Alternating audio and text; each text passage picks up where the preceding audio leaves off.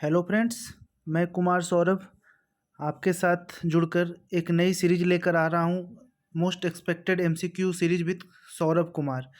यह सीरीज आपके बिहार में होने वाली सभी प्रतियोगिताएं परीक्षाओं के लिए इम्पोर्टेंट है। और बिहार ही नहीं, जितने भी ओपन एग्ज़ाम्स है, एसएससी, रेलवे, बैंक्स, ये सब में आपके लिए यूजफुल होगा। ठीक है, तो आइए शुरू करते हैं। ये सारे क्वेश्चन जो मैं डिस्कस करूँगा, ये इन डेप्थ डिस्कस करूँगा और ये सारे क्वेश्चन कहीं ना कहीं पूछे गए हैं और पूछे जाएंगे। तो आइए शुरू करते हैं। फर्स्ट क्वेश्चन है, 1857 के स्वतंत्रता संग्राम का प्रतीक क्या था? तो यहाँ ऑप्शन ए है कमल और रोटी, रोटी और चाकू, कमल और चाकू, और इनमें से कोई नहीं। तो इसका आंसर क्या होगा? इसका आंसर ए होगा, कमल और रोटी। ठीक है, ये प्रतीक क्यों रखा गया? ये प्रतीक इसलिए रखा गया कि हम सभी भारतीय अपनी रोटी मिलकर बांटकर खाएंगे। रोटी का अर्थ ये हुआ, और कमल का अर्थ ये हुआ कि सभी मिलकर देश को कमल की तरह खिलाएंगे। ठीक है, अब आइए थोड़ा सा इससे और भी जानकारी ले लेते हैं। 1857 की क्रांति जो है 10 मई 1857, 10 मई 1857 को शुरू हुई। ठीक है, और यह करीब 20 जून 1858 को ग्वालियर में इसका एंड हुआ। 10 मई 1857 को यह मेरठ से शुरू हुई थी और 20 जून 1858 को ग्वालियर में शुरू हुई थी। इससे जुड़े थे, इसकी शुरुआत हुई थी, पता ही है कि मंगल पांडे जो थे 34वीं नेटिव इन्फेंट्री के थे, एक सिपोए थे, और ये 29 मार्च 1857 को ही रिवोल्ट कर दिए थे और 8 अप्रैल 1857 को इनको फांसी पे लटका दिया गया था। क्लियर? तो 10 मई 1857 को शुरू हुआ था और 20 जून 1858 को ग्वालियर में ये एंड हुआ था, मेरठ से शुरू हुआ था। तो ये काफ़ी इंपॉर्टेंट है। नेक्स्ट, 1900 में भारतीय राष्ट्रीय कांग्रेस के मंच से बोलने वाली प्रथम महिला का नाम क्या था? ऑप्शन है एनी बेसेंट, उषा मेहता, कमला गांगुली, भगिनी निवेदिता। इसका आंसर होगा कमला गांगुली। ठीक है, इसका आंसर सी होगा, कमला गांगुली। ठीक है, सी ऑप्शन। अब आइए इसके बारे में डिस्कस करते हैं। एनी बेसेंट, एनी बेसेंट जो थी, ये 1917 के कलकत्ता अधिवेशन में इन्होंने अध्यक्षता की थी। पूछता है कि कौन सी प्रथम महिला जो थी वो आईएनसी, इंडियन नेशनल कांग्रेस के प्रथम बार अध्यक्षता की थी, तो एनी बेसेंट थी 1917 के कलकत्ता अधिवेशन में। और प्रथम भारतीय महिला अगर जो पूछेगा तो यह 1925, ठीक है, ध्यान रखिएगा, 1925 में ये सरोजनी नायडू थी, और ये कहाँ की थी? कानपुर अधिवेशन की थी। और तीसरी महिला जो थी यह 1933 नेली सेन गुप्ता, और ये भी कलकत्ता अधिवेशन की थी। तो ये तीनों याद रखिएगा। ये तीनों याद रखने का एक तरीका ये भी है कि 17, 25, 33, ठीक है, 8-8 साल का गैप था, 17, 25, 33, तो ये ध्यान रखिएगा। उसके बाद आइए नेक्स्ट, ये एक भगिनी निवेदिता, ये आयरलैंड से आई हुई थी। ठीक है, उषा मेहता ऑप्शन में दिख रहा है, इनको प्रथम रेडियो महिला बोला जाता है। ये आज़ादी के समय रेडियो से आज़ादी से रिलेटेड जितनी भी चीज़ें होती थी उसका प्रसारण करती थी। क्लियर?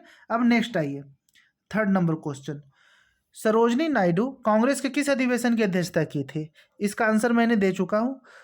सरोजनी नायडू जी थी 1925 के कानपुर अधिवेशन की अध्यक्षता की थी, तो इसका बी आंसर हो जाएगा। ठीक है, अब आइए यहाँ पे इम्पोर्टेंट है कलकत्ता अधिवेशन।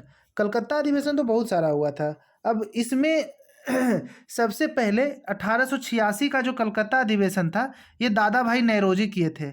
ठीक है, दादा भाई नौरोजी, जिनको grand old man of India कहा जाता है। और दादा भाई नौरोजी के बारे में पूछा जाता है कि वो कितनी बार कांग्रेस की अध्यक्षता किए थे। तो दादा भाई नौरोजी 3 बार कांग्रेस की अध्यक्षता किए थे। कब कब? एक बार 1800, सॉरी कहाँ चला गया,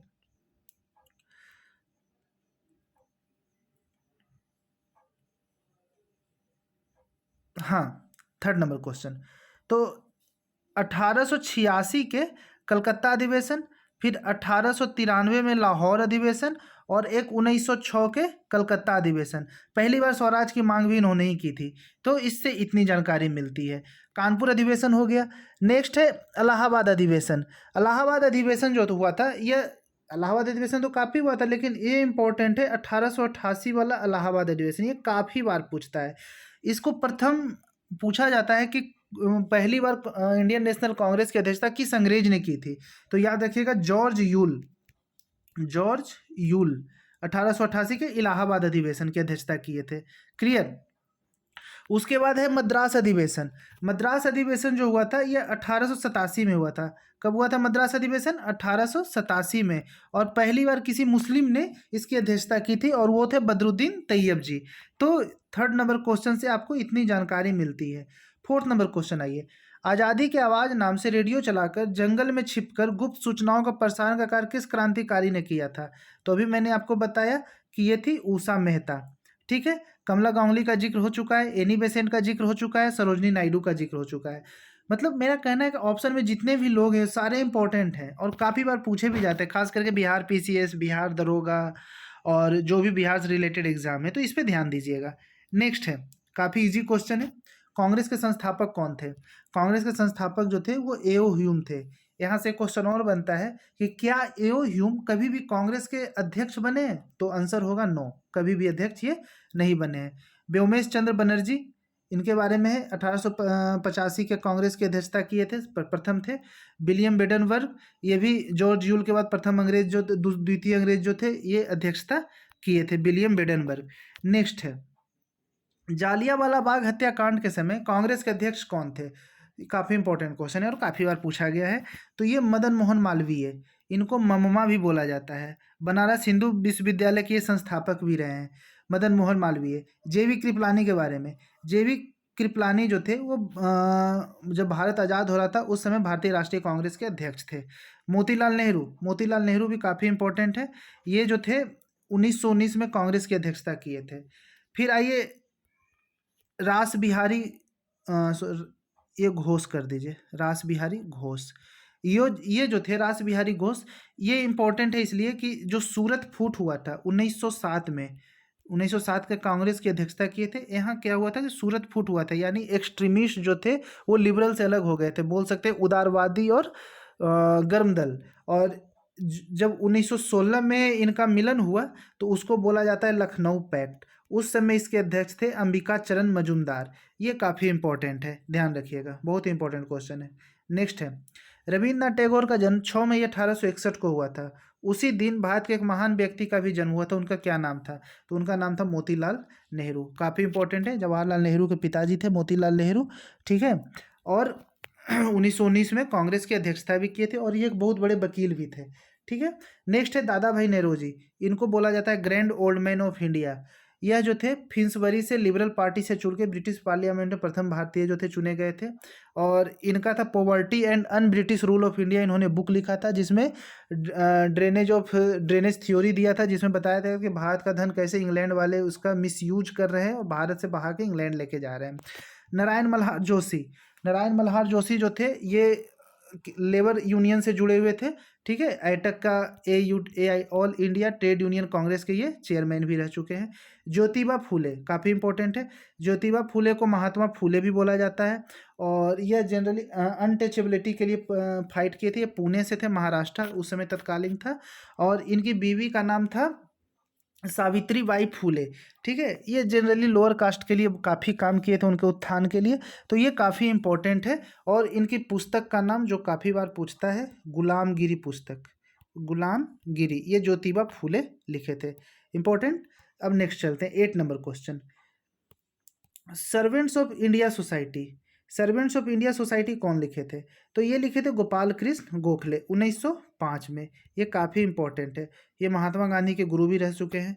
ठीक है। नेक्स्ट है महादेव गोविंद रनाडे, महादेव गोविंद रनाडे पूना सार्वजनिक सभा से जुड़े हुए थे और इन्होंने ही मांग की थी कि ब्रिटिश पार्लियामेंट में भी इंडियंस को जगह दिया जाए।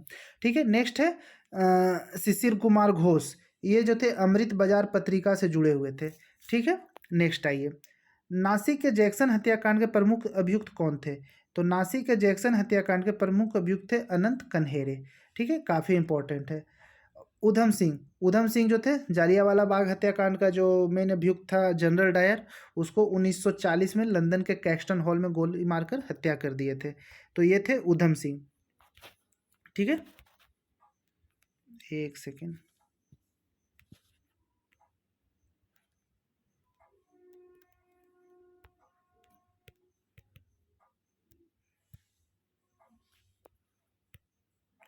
ठीक है। अब आइए नेक्स्ट, इंडियन मिरर के संपादक कौन थे? तो इंडियन मिरर के संपादक थे केशव चंद्र सेन, काफ़ी इंपॉर्टेंट है। मोतीलाल नेहरू के बारे में हम बता दिए। देवेंद्रनाथ टैगोर ये तत्वबोधनी सभा से जुड़े हुए थे, ब्रह्म समाज से भी ये जुड़े हुए थे, ठीक है। अब नेक्स्ट आइए, ब्रह्म समाज के बारे में एक इम्पॉर्टेंट है कि ब्रह्म समाज जो थे देवेंद्रनाथ टैगोर उससे जुड़े हुए थे और इन्होंने ही केशव चंद्र सेन को लेके आया था। बाद में इन दोनों के बीच कुछ मतभेद हो गया था जिसकी वजह से ब्रह्म समाज दो भागों में बट गया। एक हो गया मॉडर्न ब्रह्म समाज और एक हो गया आदि ब्रह्म समाज। जो मॉडर्न ब्रह्म समाज था वो उससे केशव चंद्र सेन जुड़ गए और जो आदि ब्रह्म समाज था वो देवेंद्रनाथ टैगोर उसको कैरी ऑन करते रहे। नेक्स्ट आइए, भारतीय राष्ट्रीय कांग्रेस के स्थापना के समय भारत का वायसराय कौन था? ये काफ़ी इंपॉर्टेंट है, वो लॉर्ड डफरिन। ऐसे याद कर सकते हैं, हालांकि बोलना तो नहीं चाहिए लेकिन बस याद करने के पर्पज से कि एक डफर पार्टी का स्थापना डफरिन के समय हुआ, तो ये काफ़ी इंपॉर्टेंट है, ठीक है। भारत का प्रथम डुगोंग संरक्षण रिजर्व कहाँ स्थापित होगा? तो ये तमिलनाडु में स्थापित होगा और ये बोला जा रहा है कि 500 वर्ग किलोमीटर में ये स्थापित होगा। अब इम्पोर्टेंट ये है कि डुगोंग है क्या? तो डुगोंग जो है इसको बोला जाता है, एक ये स्तनपायी है, इसको सी काऊ बोला जाता है। क्या बोला जाता है? सी काऊ, ठीक है। और ये काफ़ी इंपॉर्टेंट है, तो ये तमिलनाडु में स्थापित हो जा रहा है। करेंट से रिलेटेड क्वेश्चन है, मैंने करेंट्स भी डाला है, तो ये काफ़ी इंपॉर्टेंट है। ये क्वेश्चन ऐसे ही पूछा जाता है कि डुगोंग क्या है, उसमें दे देगा सी फिश दे देगा, सी काऊ दे देगा और वगैरह वगैरह दे देगा, तो ये ध्यान रखिएगा। नेक्स्ट आइए, शब्द वैक्सीन, ये भी हाल फिलहाल में यूपीएससी ने कंडक्ट किया था ईपीएफओ का एग्जाम, उसमें पूछा गया तो काफ़ी लोगों ने गलती किया है। तो वैक्सीन का अर्थ क्या होता है? एंटीबॉडी, एंटीजेन, पिग, काउ, ये वैक्सीन जो वर्ड है पिछले 2 सालों से काफ़ी चर्चा में रहा है। तो इसका अर्थ क्या है? तो इसका अर्थ है काउ। ये काफ़ी अजीब लग रहा है लेकिन इसका यही आंसर है। काफ़ी लोगों ने इसे एंटीबॉडी मार के आया था जो गलत है, ठीक है। नेक्स्ट आइए, टोक्यो पैरा ओलंपिक के ध्वजवाहक के रूप में समापन समय भारतीय दल का नेतृत्व किसने किया? तो इसकी अवनी लेखरा ने की थी। ये 10 मीटर एयर राइफल में गोल्ड भी भारत के लिए जीती है, तो ये काफ़ी इंपॉर्टेंट है। नेक्स्ट आइए, हाल ही में किस विमान ने 3 सितंबर 2021 को पहली उड़ान भरी? तो ये थी हंसा, ठीक है। ये काफ़ी इंपॉर्टेंट है और ये करेंट सारा मैंने डाला है और मैं आगे भी आपके साथ स्टैटिक के साथ साथ करेंट लेकर आऊँगा ताकि दोनों की तैयारी आपके बिहार बीपीएससी जो आने वाली है, सीडीपीओ, ये सब के लिए इम्पोर्टेंट है, तो ध्यान दीजिएगा। और बिहार दरोगा तो खास करके लिए। हाल ही में साराभाई वैज्ञानिक राष्ट्रीय मानद पुरस्कार 2021 से किसे सम्मानित किया गया? तो ये आनंद कुमार को सम्मानित किया गया। ये सुपर 30 से जुड़े हुए जो बिहार में है, जो आईआईटी जेई का एक तैयारी करवाता है और इन्होंने काफ़ी नाम कमाया और गरीब बच्चों के लिए काफ़ी काम किया है, तो ये काफ़ी इंपॉर्टेंट है, ध्यान दीजिएगा। और ये इसको पुरस्कृत करता है राष्ट्रीय अध्यापक वैज्ञानिक परिषद, जिसके अध्यक्ष हैं चंद्रमौली जोशी और इसका हेडक्वार्टर दिल्ली में है, तो ये काफ़ी इंपॉर्टेंट है, ध्यान दीजिएगा। हाल ही में IAIR ने किसे अपना ब्रांड एम्बेसडर नियुक्त किया है? तो ये रवीना टंडन को नियुक्त किया है, ठीक है। IAIR कियारा अडवाणी, मंत्रा की है ब्रांड एम्बेसडर, ध्यान दीजिएगा। नेक्स्ट, किस राज्य सरकार ने ऑनलाइन सट्टेबाजी पे प्रतिबंध लगा दिया है? तो अकॉर्डिंग टू ऑप्शन यहाँ कर्नाटक सरकार है और आंध्र प्रदेश भी है, ठीक है, ध्यान रखिएगा। हाल ही में किस भारतीय को संयुक्त राष्ट्र कर समिति का सदस्य नियुक्त किया गया? ध्यान रखिएगा, संयुक्त राष्ट्र कर समिति का, तो इसका आंसर होगा रश्मि रंजन दास। शक्तिकांत दास जो है आपको आरबीआई के गवर्नर है। एनके सिंह आपके 15वें वित्त आयोग के अध्यक्ष हैं और इन्होंने बोला है कि स्टेट को सेंटर जो है 41% का वो देगा, जो टैक्स है उसमें से स्टेट का योगदान रहेगा, तो ये इंपॉर्टेंट है। नेक्स्ट और लास्ट क्वेश्चन, 22 जुलाई 2021 को केंद्रीय मंत्रिमंडल ने किस राज्य यूटी में यूटी मतलब यूनियन टेरिटोरी जिसको बोलते हैं संघ शासित प्रदेश, सेंट्रल यूनिवर्सिटी के गठन को मंजूरी दी है? तो वो लद्दाख है, ठीक है। अभी हाल फिलहाल में जम्मू कश्मीर और लद्दाख को 2 यूटी बनाया गया था, तो लद्दाख में सेंट्रल यूनिवर्सिटी खोलने का लक्ष्य रखा गया है, ठीक है। तो ये काफ़ी इंपॉर्टेंट है, ये सारे जीएस आने की संभावना है, तो आपसे अनुरोध है कि इसको हल्के में ना लें और इसे लोगों के बीच में शेयर करें, चूँकि मैं भी एक सिविल एस्पायरेंट्स हूँ सिविल सर्विस का और मैंने बिहार के 2-3 बार बीपीएससी का इंटरव्यू भी दे रखा हूँ, तो आप मेरे साथ जुड़ें और आगे की तैयारी को सुनिश्चित करें। Thanks, have a nice day.